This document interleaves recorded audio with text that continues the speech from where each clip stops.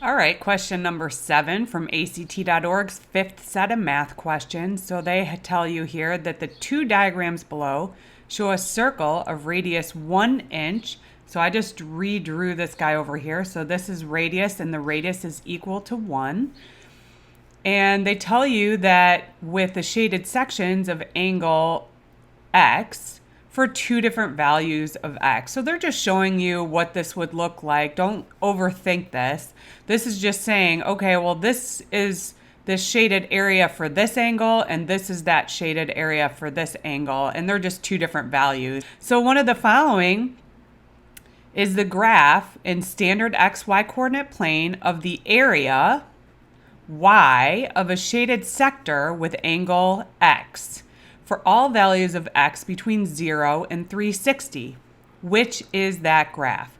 So you're basically going to have to remember here, what is the formula for the area of a sector? And you don't really have to, this isn't super hard to remember, because basically instead of the area of a whole circle, remember the area of a whole circle, and I'll just put that 0 for a circle, is pi r squared, right?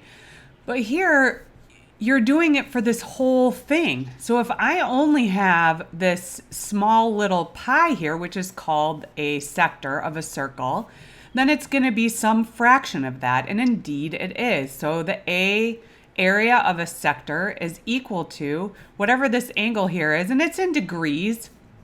So if it's in degrees, then you have x divided by 360, so whatever this formula ends up, or whatever this number ends up being, times pi times r squared, right? But they already told us that r is 1, so r squared is 1.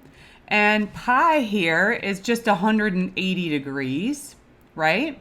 And so what you end up with is x times, and I'll just put these guys separately, over 360. And so what is this equal to? This is equal to 1/2. So this graph is a linear graph. Remember that y is equal to mx plus b. Here I've gotten y is equal to 1/2 x. And so my slope is just 1/2. And so it's linear, and the only linear one here is A. So answer choice A.